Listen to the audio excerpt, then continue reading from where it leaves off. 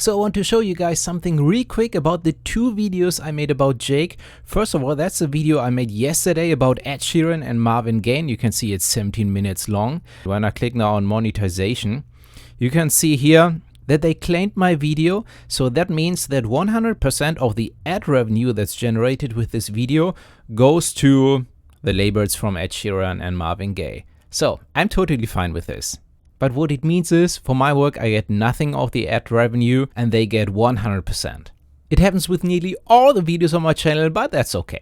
But let me show you what Jake did. So here's the video I made about Jake, about his piano skills. And you can also see it's also 19 minutes long. And again, I used some parts of his song Golden Hour.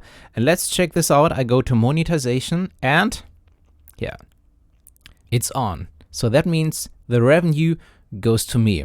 I'm very surprised. I would be totally fine if at least some of the revenue goes to him, or maybe all of it. But I think it's a very nice gesture from him and his label. And I think they want to support smaller creators, and I really appreciate that. And I just want to say thank you.